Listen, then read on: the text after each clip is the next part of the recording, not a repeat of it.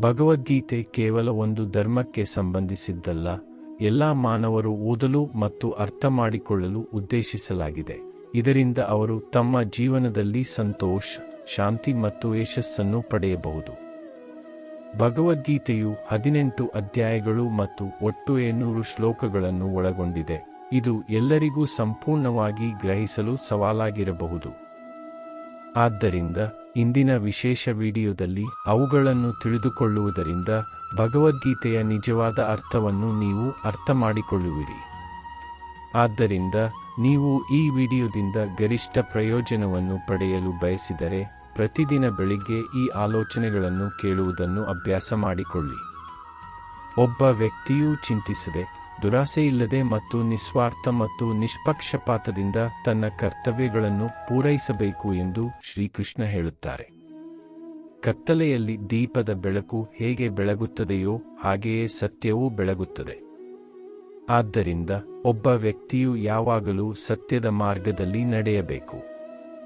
ಜ್ಞಾನ ಮತ್ತು ದೇವರಲ್ಲಿ ನಂಬಿಕೆ ಇಲ್ಲದ ವ್ಯಕ್ತಿಯು ಜೀವನದಲ್ಲಿ ಸಂತೋಷ ಮತ್ತು ಯಶಸ್ಸನ್ನು ಸಾಧಿಸಲು ಸಾಧ್ಯವಿಲ್ಲ. ಒಬ್ಬ ವ್ಯಕ್ತಿಯು ಹಳೆಯ ಬಟ್ಟೆಗಳನ್ನು ತ್ಯಜಿಸಿ ಹೊಸದನ್ನು ಧರಿಸುವಂತೆಯೇ ಆತ್ಮವು ಹಳೆಯ ನಿಷ್ಪ್ರಯೋಜಕ ದೇಹವನ್ನು ತ್ಯಜಿಸಿ ಹೊಸ ಭೌತಿಕ ದೇಹವನ್ನು ಪಡೆದುಕೊಳ್ಳುತ್ತದೆ. ಯಾರು ಏನು ಮಾಡುತ್ತಿದ್ದಾರೆ, ಹೇಗೆ ಮಾಡುತ್ತಿದ್ದಾರೆ? ನೀವು ಈ ಎಲ್ಲದರಿಂದ ದೂರವಾದಷ್ಟು ನೀವು ಸಂತೋಷವಾಗಿರುತ್ತೀರಿ. ಒಬ್ಬ ಬುದ್ಧಿವಂತ ವ್ಯಕ್ತಿ ಸಂಬಂಧವನ್ನು ಮುಚ್ಚುವಾಗ ಅದು ನಿಸ್ಸಂದೇಹವಾಗಿ ಎಲ್ಲೋ ಅವರ ಸ್ವಾಭಿಮಾನವನ್ನು ನೋಯಿಸಿದೆ ಎಂದು ಅರ್ಥಮಾಡಿಕೊಳ್ಳಬೇಕು. ನಿಮಗೆ ಸರಿಯಾಗಿ ಸೇರಿದ್ದನ್ನು ಮಾತ್ರ ಬಯಸಿ, ನಿನ್ನದಲ್ಲದರಿಂದ ಪ್ರಲೋಭನೆಗೆ ಒಳಗಾಗಬೇಡ. ಒಬ್ಬನು ಇತರರ ದುಃಖಗಳಿಗೆ ತುತ್ತಾಗಬಾರದು. ಕರುಣೆ ಇರುವವರು ಒಳ್ಳೆಯ ಹೃದಯವಂತರು. ಅವರು ಮತ್ತೆ ಹುಟ್ಟುವ ಅಗತ್ಯವಿಲ್ಲ. ಭಗವಂತನಿಗೆ ಮಣ್ಣಿನ ರಾಶಿಯೇ ಬಂಗಾರ. ನಿಮ್ಮ ಎಲ್ಲ ಕ್ರಿಯೆಗಳು ನಿಮ್ಮನ್ನು ವ್ಯಾಖ್ಯಾನಿಸುತ್ತವೆ. ಸಾವಿರಾರು ಜನರು ಒಂದೇ ಹೆಸರನ್ನು ಹೊಂದಿದ್ದಾರೆ. ಪ್ರೀತಿ ಯಾವಾಗಲೂ ಕ್ಷಮೆ ಕೇಳಲು ಆದ್ಯತೆ ನೀಡುತ್ತದೆ ಮತ್ತು ದುರಹಂಕಾರವು ಯಾವಾಗಲೂ ಕ್ಷಮೆ ಕೇಳಲು ಆದ್ಯತೆ ನೀಡುತ್ತದೆ. ನಿರಂತರವಾಗಿ ಆಬ್ಜೆಕ್ಟ್ಗಳ ಬಗ್ಗೆ ಯೋಚಿಸುವುದು ಒಬ್ಬ ವ್ಯಕ್ತಿಗೆ ಲಗತ್ತಿಸುವಂತೆ ಮಾಡುತ್ತದೆ. ಇದು ಬಯಕೆಗೆ ಕಾರಣವಾಗುತ್ತದೆ ಮತ್ತು ಆಸೆಯಿಂದ ಕೋಪವೂ ಉಂಟಾಗುತ್ತದೆ. ಸದಾ ಸಂದೇಹದಲ್ಲಿರುವವರಿಗೆ ಸುಖ ಸಿಗುವುದಿಲ್ಲ. ಕರ್ಮವು ಪ್ರಪಂಚದ ಏಕೈಕ ನಿಜವಾದ ನ್ಯಾಯವಾಗಿದೆ. ಮನುಷ್ಯರು ಏನೇ ಬಂದರೂ ಸಹಿಸಿಕೊಳ್ಳಬೇಕು. ಆದ್ದರಿಂದ ಸುಗ್ಗಿಯು ಉತ್ತಮವಾಗಿರಲು ಯಾವಾಗಲೂ ಒಳ್ಳೆಯ ಕಾರ್ಯಗಳನ್ನು ಮಾಡಲು ಶ್ರಮಿಸಿ. ಏನಾಗಬೇಕೋ ಅದು ಸಂಭವಿಸುತ್ತದೆ ಮತ್ತು ಆಗಬಾರದೆಂದು ಎಂದಿಗೂ ಸಂಭವಿಸುವುದಿಲ್ಲ. ಮನಸ್ಸಿನಲ್ಲಿ ಅಂತಹ ಖಚಿತತೆಯನ್ನು ಹೊಂದಿರುವವರು ಎಂದಿಗೂ ತೊಂದರೆಗೊಳಗಾಗುವುದಿಲ್ಲ. ಒಳ್ಳೆಯ ಕಾರ್ಯಗಳನ್ನು ಮಾಡಿದರೂ ಜನರು ನಿಮ್ಮ ತಪ್ಪುಗಳನ್ನು ಮಾತ್ರ ನೆನಪಿಸಿಕೊಳ್ಳುತ್ತಾರೆ. ಆದ್ದರಿಂದ ಜನರು ಏನು ಹೇಳುತ್ತಾರೆಂದು ಗಮನ ಕೊಡಬೇಡಿ. ಸಾಧ್ಯವಾದಷ್ಟು ಮೌನವಾಗಿ ನಿಮ್ಮ ಕೆಲಸವನ್ನು ಮಾಡುತ್ತಿರಿ. ಮೌನವಾಗಿರುವುದು ಉತ್ತಮ, ಏಕೆಂದರೆ ವ್ಯಕ್ತಿಯ ನಾಲಿಗೆ ಅತ್ಯಂತ ಅಪಾಯಕಾರಿ ಅಸ್ತ್ರವಾಗಿದೆ. ಭಗವದ್ಗೀತೆಯಲ್ಲಿ ಭಗವಾನ್ ಶ್ರೀಕೃಷ್ಣನು ಹೇಳುತ್ತಾನೆ, ಅರ್ಜುನ, ನನ್ನ ಪರಮ ಭಕ್ತರು, ಯಾವಾಗಲೂ ನನ್ನನ್ನು ಸ್ಮರಿಸುವವರು ಅಥವಾ ಏಕಮುಖ ಮನಸ್ಸಿನಿಂದ ನನ್ನನ್ನು ಪೂಜಿಸುವವರು, ಅವರ ಯೋಗಕ್ಷೇಮದ ಜವಾಬ್ದಾರಿಯನ್ನು ನಾನು ವೈಯಕ್ತಿಕವಾಗಿ ತೆಗೆದುಕೊಳ್ಳುತ್ತೇನೆ. ಆದರೆ ಭಕ್ತಿಯಲ್ಲಿ ನಂಬಿಕೆ ಇಲ್ಲದಿರುವವರು ನನ್ನನ್ನು ತಲುಪಲು ಸಾಧ್ಯವಿಲ್ಲ. ಅವರು ಈ ಭೌತಿಕ ಜಗತ್ತಿನಲ್ಲಿ ಹುಟ್ಟು ಮತ್ತು ಸಾವಿನ ಹಾದಿಯಲ್ಲಿ ಹಿಂತಿರುಗುತ್ತಾರೆ. ನಿಮ್ಮ ಮಾತಿಗೆ ಬೆಲೆ ಕೊಡದವರಿಗೆ ಮೌನವೇ ಉತ್ತಮ ಪ್ರತಿಕ್ರಿಯೆ. ಸಮಯಕ್ಕೆ ಹೊಂದಿಕೊಳ್ಳಿ ಅಥವಾ ಸಮಯದೊಂದಿಗೆ ಬದಲಾಗಲು ಕಲಿಯಿರಿ. ಅವಶ್ಯಕತೆಯ ವಿರುದ್ಧ ತಳ್ಳಬೇಡಿ. ಪ್ರತಿ ಸಂದರ್ಭದಲ್ಲೂ ನಡೆಯಲು ಕಲಿಯಿರಿ. ಯಾವುದೋ ಒಂದು ವಿಷಯದ ಬಗ್ಗೆ ಚಿಂತಿಸುವುದು ತಪ್ಪಲ್ಲ, ಆದರೆ ಅದು ಹಾಳಾಗಲು ಕಾರಣವಾಗಬಾರದು. ಒಳ್ಳೆಯ ಉದ್ದೇಶದಿಂದ ಮಾಡಿದ ಕೆಲಸವು ಎಂದಿಗೂ ವ್ಯರ್ಥವಾಗುವುದಿಲ್ಲ ಮತ್ತು ನೀವು ಖಂಡಿತವಾಗಿಯೂ ಅದರ ಪ್ರತಿಫಲವನ್ನು ಪಡೆಯುತ್ತೀರಿ. ಶ್ರೀಕೃಷ್ಣನು ತಾನು ಯಾರ ಭವಿಷ್ಯವನ್ನು ನಿರ್ಧರಿಸುವುದಿಲ್ಲ ಎಂದು ಹೇಳುತ್ತಾನೆ. ಪ್ರತಿಯೊಬ್ಬರೂ ತಮ್ಮದೇ ಆದ ಹಣೆಬರಹವನ್ನು ರಚಿಸುತ್ತಾರೆ. ಇಂದು ನಿಮ್ಮ ಕ್ರಿಯೆಗಳ ಫಲಿತಾಂಶವು ನಾಳೆ ಅನುಭವಿಸುತ್ತದೆ ಮತ್ತು ಇಂದು ನೀವು ಹೊಂದಿರುವಿರಿ ನಿಮ್ಮ ಹಿಂದಿನ ಕರ್ಮಗಳ ಫಲಿತಾಂಶವಾಗಿದೆ.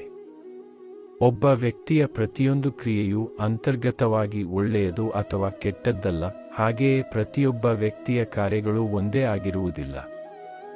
ಅದರಂತೆ ಹಣ್ಣುಗಳನ್ನು ಸ್ವೀಕರಿಸುತ್ತಾನೆ. ನಿಮ್ಮ ಕ್ರಿಯೆಗಳನ್ನು ಮಾಡುವ ಹಕ್ಕನ್ನು ನೀವು ಮಾತ್ರ ಹೊಂದಿದ್ದೀರಿ, ಆದರೆ ಆ ಕ್ರಿಯೆಗಳ ಫಲಿತಾಂಶಗಳ ಮಾಲೀಕರಾಗಿರುವುದಿಲ್ಲ. ನಿಮ್ಮ ಕ್ರಿಯೆಗಳ ಫಲಿತಾಂಶಗಳಿಗೆ ನೀವೇ ಕಾರಣವೆಂದು ಪರಿಗಣಿಸಬೇಡಿ ಅಥವಾ ಕ್ರಿಯೆಗಳನ್ನು ಮಾಡದಿರುವಿಕೆಗೆ ಲಗತ್ತಿಸಬೇಡಿ. ಸರಿಯಾದ ಕ್ರಿಯೆಯು ಯಾವಾಗಲೂ, ಫಲಿತಾಂಶಗಳು ಯಾವಾಗಲೂ ಸರಿಯಾಗಿರುವುದಿಲ್ಲ, ಆದರೆ ಸರಿಯಾದ ಕ್ರಿಯೆಯು, ಅವರ ಉದ್ದೇಶವು ಎಂದಿಗೂ ತಪ್ಪಾಗುವುದಿಲ್ಲ. ಈ ಜಗತ್ತಿನಲ್ಲಿ ಯಾವುದೇ ಮನುಷ್ಯನು ಎಲ್ಲಾ ಸದ್ಗುಣಗಳನ್ನು ಹೊಂದಿರುವುದಿಲ್ಲ. ಆದ್ದರಿಂದ ಕೆಲವು ವ್ಯಕ್ತಿಗಳನ್ನು ದೂರವಿರಿಸಿ ಮತ್ತು ಪರಿಪೂರ್ಣತೆಯನ್ನು ಮನಸ್ಸಿನಲ್ಲಿಟ್ಟುಕೊಂಡು ಸಂಬಂಧಗಳನ್ನು ಕಾಪಾಡಿಕೊಳ್ಳಿ. ಇನ್ನೊಬ್ಬರ ಬದುಕನ್ನು ಅನುಕರಿಸುವ ಬದಲು ತನ್ನನ್ನು ತಾನು ಗುರುತಿಸಿಕೊಂಡು ಬದುಕುವುದು ಉತ್ತಮ. ಭವಿಷ್ಯವು ಅನಿಶ್ಚಿತವಾಗಿರುವಾಗ ವರ್ತಮಾನದ ಮೇಲೆ ಕೇಂದ್ರೀಕರಿಸುವುದು ಅತ್ಯಗತ್ಯ.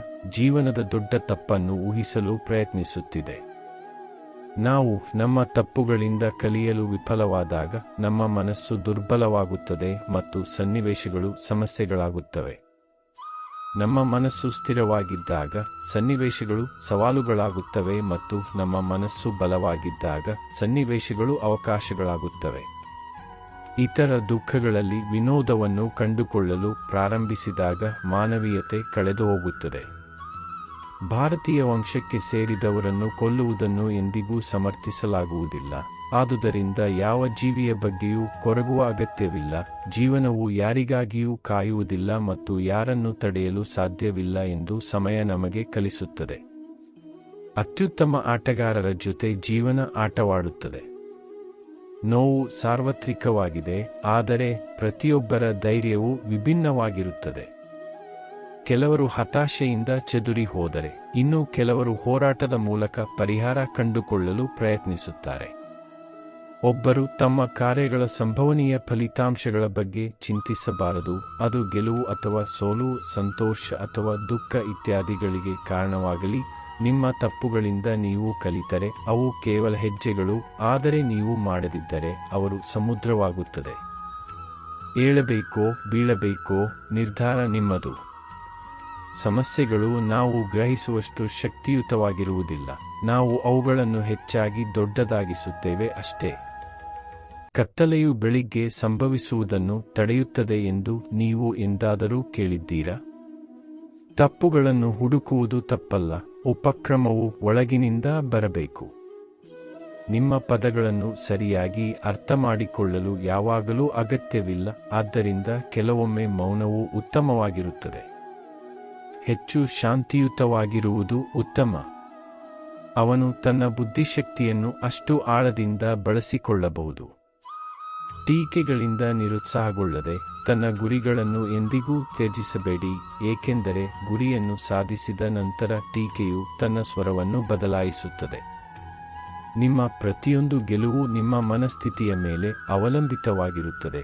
ಆದ್ದರಿಂದ ನೀವು ನಂಬಿದರೆ ಅದು ನಿಮ್ಮದಾಗಿರುತ್ತದೆ ಮತ್ತು ನೀವು ಅನುಮಾನಿಸಿದರೆ ಅದು ಕಳೆದು ಹೋಗುತ್ತದೆ.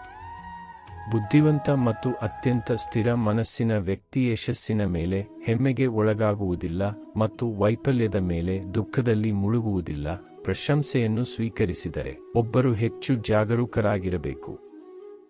ಜೀವನದಲ್ಲಿ ನಿಮ್ಮನ್ನು ಯಾರೊಂದಿಗೂ ಹೋಲಿಸಿಕೊಳ್ಳಬೇಡಿ. ನೀವು ಇರುವಂತೆಯೇ ನೀವು ಉತ್ತಮರು. ಮನುಷ್ಯನು ತನ್ನ ನಂಬಿಕೆಗಳಿಂದ ರೂಪುಗೊಂಡಿದ್ದಾನೆ. ಅವನು ನಂಬಿದ್ದನ್ನು ಆಗುತ್ತಾನೆ. ತನ್ನ ಮನಸ್ಸನ್ನು ಗೆದ್ದವನಿಗೆ ಮನಸ್ಸೇ ಉತ್ತಮ ಸ್ನೇಹಿತ. ಆದಾಗ್ಯೂ ಹಾಗೆ ಮಾಡಲು ಸಾಧ್ಯವಾಗದವರಿಗೆ ಅವರ ಮನಸ್ಸೇ ಅವರ ದೊಡ್ಡ ಶತ್ರುವಾಗುತ್ತದೆ. ನಕಾರಾತ್ಮಕ ಆಲೋಚನೆಗಳು ಅನಿವಾರ್ಯ, ಆದರೆ ನೀವು ಅವರಿಗೆ ಎಷ್ಟು ಪ್ರಾಮುಖ್ಯತೆ ನೀಡುತ್ತೀರಿ ಎಂಬುದರ ಮೇಲೆ ಅವಲಂಬಿತವಾಗಿರುತ್ತದೆ. ಯಾವಾಗಲೂ ನೆನಪಿಡಿ, ಉತ್ತಮ ದಿನಗಳನ್ನು ಆನಂದಿಸಲು ಒಬ್ಬರು ಕೆಟ್ಟದ್ದನ್ನು ಎದುರಿಸಬೇಕು. ಜೀವನದಲ್ಲಿ ಯಾವುದೂ ಶಾಶ್ವತವಲ್ಲ, ಆದ್ದರಿಂದ ನಿಮ್ಮನ್ನು ಹೆಚ್ಚು ಒತ್ತಡಕ್ಕೆ ಒಳಪಡಿಸಬೇಡಿ, ಏಕೆಂದರೆ ಪರಿಸ್ಥಿತಿಗಳು ಎಷ್ಟೇ ಕೆಟ್ಟದ್ದಾದರೂ ಅವು ಖಂಡಿತವಾಗಿಯೂ ಬದಲಾಗುತ್ತವೆ. ಜಗತ್ತಿನಲ್ಲಿ ಸಂಕಟವನ್ನು ಉಂಟುಮಾಡುವ ಎಷ್ಟೇ ದೊಡ್ಡ ಘಟಕವಾಗಿದ್ದರೂ ಅದು ದೇವರ ಕೃಪೆಗಿಂತ ದೊಡ್ಡದಾಗಿರುವುದಿಲ್ಲ. ಸ್ಫೂರ್ತಿಯ ದೊಡ್ಡ ಮೂಲವೆಂದರೆ ನಿಮ್ಮ ಸ್ವಂತ ಆಲೋಚನೆಗಳು. ಆದ್ದರಿಂದ ದೊಡ್ಡದಾಗಿ ಯೋಚಿಸಿ ಮತ್ತು ಯಾವಾಗಲೂ ನಿಮ್ಮನ್ನು ಪ್ರೇರೇಪಿಸಿ. ತನ್ನ ಮನಸ್ಸನ್ನು ಗೆದ್ದವನು ಈಗಾಗಲೇ ದೈವಿಕತೆಯನ್ನು ಪಡೆದಿದ್ದಾನೆ, ಏಕೆಂದರೆ ಅವನು ಒಳಗೆ ಶಾಂತಿಯನ್ನು ಕಂಡುಕೊಂಡಿದ್ದಾನೆ. ಅಂತಹ ವ್ಯಕ್ತಿಗಳಿಗೆ ಸುಖ, ದುಃಖ, ಶೀತ, ಶಾಖ ಮತ್ತು ಅಗೌರವ ಎಲ್ಲವೂ ಒಂದೇ ಆಗಿರುತ್ತದೆ. ಕಷ್ಟಗಳು ಅಸಾಧಾರಣ ಜನರ ಪಾಲಿಗೆ ಮಾತ್ರ ಬರುತ್ತವೆ, ಏಕೆಂದರೆ ಅದೇ ಜನರು ಅದನ್ನು ಉತ್ತಮ ರೀತಿಯಲ್ಲಿ ತಲುಪಿಸಲು ಸಮರ್ಥರಾಗಿದ್ದಾರೆ. ಯಾರೇ ಏನೇ ಹೇಳಿದರೂ ಸುಮ್ಮನಿರಿ, ಏಕೆಂದರೆ ಸೂರ್ಯನು ಎಷ್ಟೇ ವೇಗವಾಗಿ ಬಂದರೂ ಸಾಗರವು ಒಣಗುವುದಿಲ್ಲ. ನಿಮಗೆ ಬೆಲೆಯಿಲ್ಲದಿರುವಲ್ಲಿ ಅದು ಯಾರ ಮನೆಯಾಗಿರಲಿ ಅಥವಾ ಯಾರ ಮನಸ್ಸಾಗಿರಲಿ ಅಲ್ಲಿ ಉಳಿಯುವುದು ಅನುಚಿತವಾಗಿದೆ. ಯಾರಾದರೂ ನಿಮ್ಮನ್ನು ತೊರೆದಾಗ ಎರಡೂ ಕೈಗಳನ್ನು ಹಿಡಿದುಕೊಳ್ಳಿ, ಆಗ ಪ್ರಕೃತಿಯು ನಿಮ್ಮ ಬೆರಳನ್ನು ಹಿಡಿಯಲು ಯಾರನ್ನಾದರೂ ಒದಗಿಸುತ್ತದೆ. ಆ ಒಬ್ಬನ ಹೆಸರು ಕೃಷ್ಣ. ಯಾರು ಮನಸ್ಸನ್ನು ನಿಯಂತ್ರಿಸುವುದಿಲ್ಲ ಅವರಿಗೆ ಅದು ಶತ್ರುವಿನಂತೆ ವರ್ತಿಸುತ್ತದೆ. ಆತ್ಮವಿಶ್ವಾಸದಿಂದ ವಿದ್ಯಾವಂತ ವಿಷಯಗಳ ಬಗ್ಗೆ ಸತತವಾಗಿ ಆಲೋಚಿಸಿದರೆ ಏನನ್ನು ಬೇಕಾದರೂ ಸಾಧಿಸಬಹುದು. ಜಗತ್ತನ್ನು ಎದುರಿಸುವವನು ಮಾತ್ರ ಯಾವಾಗಲೂ ವಿಜೇತನಲ್ಲ, ಆದರೆ ಸಂಬಂಧಗಳಲ್ಲಿ ಗೆಲುವು ಯಾವಾಗ ಮತ್ತು ಎಲ್ಲಿ ಎಂದು ತಿಳಿದಿರುವವನು. ಬುದ್ಧಿಯನ್ನು ಉಪಯೋಗಿಸುವ ಬದಲು ಭಾವನೆಗಳಲ್ಲಿ ಕಳೆದುಹೋಗುವವನನ್ನು ಯಾರಾದರೂ ಮೂರ್ಖನನ್ನಾಗಿ ಮಾಡಬಹುದು. ಸಮಯವು ತಮ್ಮ ಸಮಯಕ್ಕಿಂತ ಮೊದಲು ತಮ್ಮ ಮೌಲ್ಯವನ್ನು ಕಳೆದುಕೊಳ್ಳುವಂತೆ ಮಾಡುತ್ತದೆ. ಸಮಯದ ನಂತರ ಪಡೆದ ವಸ್ತುವು ಅದರ ಪ್ರಾಮುಖ್ಯತೆಯನ್ನು ಕಳೆದುಕೊಳ್ಳುತ್ತದೆ. ಮನುಷ್ಯರು ತಮ್ಮ ಕ್ರಿಯೆಗಳ ನಿರೀಕ್ಷಿತ ಫಲಿತಾಂಶದಿಂದ ಉಂಟಾಗುವ ಗೆಲುವು ಅಥವಾ ಸೋಲು, ಲಾಭ ಅಥವಾ ನಷ್ಟ, ಸಂತೋಷ ಅಥವಾ ದುಃಖದ ಬಗ್ಗೆ ಚಿಂತಿಸುತ್ತಾ ಚಿಂತೆಯಿಂದ ಸೇವಿಸಬಾರದು. ಒಬ್ಬ ವ್ಯಕ್ತಿಯು ಹಳೆಯ ಬಟ್ಟೆಗಳನ್ನು ತೆಗೆದು ಹೊಸದನ್ನು ಧರಿಸುವಂತೆ ಆತ್ಮವು ಹಳೆಯ ದೇಹವನ್ನು ಬಿಡುತ್ತದೆ. ದೋಣಿಯು ತನ್ನ ಗಮ್ಯಸ್ಥಾನವನ್ನು ತಲುಪಲು ಚಂಡಮಾರುತದ ಮೂಲಕ ಸಾಗಿದಂತೆ ಇಂದ್ರಿಯ ಸಂತೋಷಗಳು ಮನುಷ್ಯರನ್ನು ದಾರಿ ತಪ್ಪಿಸುತ್ತವೆ. ನಿಮ್ಮ ನಂಬಿಕೆಯು ಪರ್ವತವನ್ನು ಸಹ ಚಲಿಸಬಹುದು, ಆದರೆ ಅನುಮಾನವು ಮತ್ತೊಂದು ಪರ್ವತವನ್ನು ರಚಿಸಬಹುದು. ನಾವು ನಮ್ಮದೇ ಆದ ದಾರಿಯಲ್ಲಿ ನಡೆಯುವುದರಿಂದ ನಮ್ಮಲ್ಲಿ ನಂಬಿಕೆ ಇಡುವುದು ಬಹಳ ಮುಖ್ಯ. ಸಮಯ ಎಂದಿಗೂ ಒಂದೇ ಆಗಿರುವುದಿಲ್ಲ. ಇತರರನ್ನು ಅಳುವಂತೆ ಮಾಡುವವರು ಕೂಡ ಕೆಲವೊಮ್ಮೆ ಅಳಬೇಕಾಗುತ್ತದೆ. ಆಸೆಗಳ ಶಕ್ತಿಯಿಂದ ನಿಮ್ಮನ್ನು ರೂಪಿಸಿಕೊಳ್ಳಬೇಡಿ. ಸ್ವಯಂ ಶಿಕ್ಷಣದ ಮೂಲಕ ನಿಮ್ಮನ್ನು ಎಂದಿಗೂ ಅಗೌರವಗೊಳಿಸಬೇಡಿ. ನಗರದ ಏಕೈಕ ಅಳತೆ ಸ್ವತಃ ಮತ್ತು ಬಯಕೆ ಮಾತ್ರ ತನ್ನ ಶತ್ರು. ನಿಮ್ಮ ನೋವಿಗೆ ಜಗತ್ತನ್ನು ದೂಷಿಸಬೇಡಿ. ನಿಮ್ಮನ್ನು ಅರ್ಥ ಮಾಡಿಕೊಳ್ಳಿ, ಏಕೆಂದರೆ ನಿಮ್ಮ ಮನಸ್ಸಿನ ಪರಿವರ್ತನೆಯು ನಿಮ್ಮ ದುಃಖದ ಅಂತ್ಯವಾಗಿದೆ. ನಿಮ್ಮನ್ನು ಎಂದಿಗೂ ದುರ್ಬಲ ಎಂದು ಪರಿಗಣಿಸಬೇಡಿ. ಬಿದ್ದರೆ ಮತ್ತೆ ಏಳುವ ಪ್ರಯತ್ನ ಮಾಡು. ನಿಮ್ಮ ಕರ್ತವ್ಯಗಳು, ನಿಮ್ಮ ಕಾರ್ಯಗಳು, ನಿಮ್ಮ ಸ್ವಭಾವವನ್ನು ಅಳವಡಿಸಿಕೊಳ್ಳಿ ಮತ್ತು ಉಳಿದವುಗಳು ಇರಲಿ. ಪ್ರತಿದಿನವೂ ಒಳ್ಳೆಯದಾಗದಿರಬಹುದು, ಆದರೆ ಪ್ರತಿದಿನವೂ ಏನಾದರೂ ಒಳ್ಳೆಯದು ಇರುತ್ತದೆ. ತಾಳ್ಮೆಯಿಂದಿರಿ. ಉತ್ತಮವಾದುದನ್ನು ಸಾಧಿಸಲು ಕೆಲವೊಮ್ಮೆ ನೀವು ಜೀವನದ ಕೆಟ್ಟ ಹಂತಗಳ ಮೂಲಕ ಹೋಗಬೇಕಾಗುತ್ತದೆ. ಅಳುವುದನ್ನು ನಿಲ್ಲಿಸು.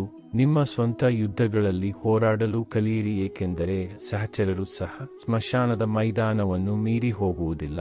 ನ್ಯಾಯ ಒದಗಿಸಿದಾಗ ಸಮಯವು ಯಾವಾಗಲೂ ಸಾಕ್ಷಿಗಳ ಅಗತ್ಯವಿರುವುದಿಲ್ಲ. ಪ್ರತಿಯಾಗಿ ಏನನ್ನೂ ನಿರೀಕ್ಷಿಸದೆ ಸರಿಯಾದ ಸಮಯ ಮತ್ತು ಸ್ಥಳದಲ್ಲಿ ಸರಿಯಾದ ವ್ಯಕ್ತಿಗೆ ನೀಡಿದಾಗ ಉಡುಗೊರೆ ನಿಜವಾದ ಮತ್ತು ಪವಿತ್ರವಾಗಿರುತ್ತದೆ. ಸೌಂದರ್ಯವು ನಿಮ್ಮ ದೃಷ್ಟಿಕೋನದಲ್ಲಿದೆ. ಕಮಲವು ಕೆಸರಿನಲ್ಲಿಯೂ ಪ್ರಚೋದಿಸುತ್ತದೆ ಮತ್ತು ಚಂದ್ರನಲ್ಲಿ ಒಂದು ಮಚ್ಚೆಯು ಕಾಣಿಸಿಕೊಳ್ಳಬಹುದು. ಸೂರ್ಯೋದಯವು ಯಾರಿಗೂ ಒಲವು ತೋರುವುದಿಲ್ಲ. ಸೂರ್ಯ ಕೂಡ ನಿಧಾನವಾಗಿ ಉದಯಿಸುತ್ತಾನೆ ಮತ್ತು ಏರುತ್ತಾನೆ. ಜಗತ್ತನ್ನು ಬೆಳಗಿಸುವ ತಾಳ್ಮೆ ಮತ್ತು ಪರಿಶ್ರಮವು ಸ್ವರ್ಗಕ್ಕೆ ಕಾರಣವಾಗಬಹುದು. ವಿಫಲವಾದ ಯೋಗಿಯು ಅನೇಕ ವರ್ಷಗಳ ವಾಸಕ್ಕೆ ಪವಿತ್ರ ಮತ್ತು ಸಮೃದ್ಧ ಕುಟುಂಬದಲ್ಲಿ ಮರುಜನ್ಮ ಪಡೆಯಬಹುದು. ಪದಗಳನ್ನು ಅಗತ್ಯವಿರುವಷ್ಟು ಮಾತ್ರ ಮಾತನಾಡಬೇಕು ಮತ್ತು ಅವುಗಳನ್ನು ಹಿಂತಿರುಗಿಸಬೇಕಾದರೆ ಅದು ನಿಮಗೆ ದುಃಖವನ್ನು ಉಂಟುಮಾಡಬಾರದು.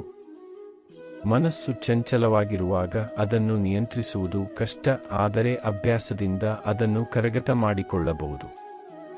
ಹೆಮ್ಮೆ ಮತ್ತು ನಮ್ರತೆಯ ನಡುವೆ ವ್ಯತ್ಯಾಸವಿದೆ. ಅಹಂಕಾರವು ಇತರರನ್ನು ಬಗ್ಗಿಸುವುದರಲ್ಲಿ ಸಂತೋಷವನ್ನು ಕಂಡುಕೊಳ್ಳುತ್ತದೆ, ಆದರೆ ನಮ್ರತೆಯು ಸ್ವತಃ ಬಾಗುವುದರಲ್ಲಿ ಸಂತೋಷವನ್ನು ಕಂಡುಕೊಳ್ಳುತ್ತದೆ.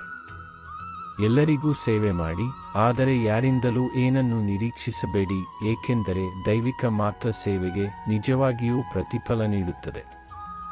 ಸತ್ಯವು ಸುಳ್ಳಿನ ವಿರುದ್ಧ ಹೋರಾಡಿದಾಗ ಸತ್ಯದ ಕೋಟೆಯು ನಿಲ್ಲುತ್ತದೆ ಮತ್ತು ಸತ್ಯದ ಸೈನ್ಯವು ದೀರ್ಘವಾಗಿರುತ್ತದೆ.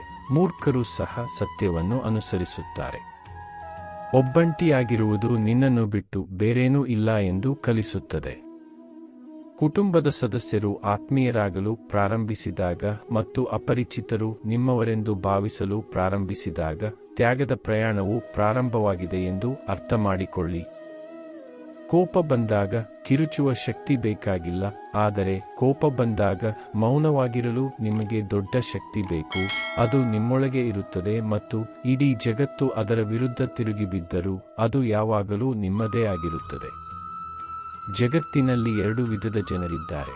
ಕೆಲವರು ಶಕ್ತಿಶಾಲಿಯಾಗಿದ್ದರೂ ಕ್ಷಮಿಸುತ್ತಾರೆ ಮತ್ತು ಇತರರು ಬಡವರಾಗಿದ್ದರೂ ಸಹ ಒಳ್ಳೆಯ ಕಾರ್ಯಗಳನ್ನು ಮಾಡುತ್ತಾರೆ.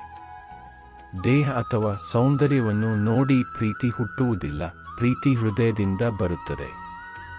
ಹೃದಯಗಳು ಭೇಟಿಯಾದಾಗ ಮ್ಯಾಜಿಕ್ ಸಂಭವಿಸುತ್ತದೆ, ಅಲ್ಲಿ ಪ್ರೀತಿ ಹುಟ್ಟುತ್ತದೆ.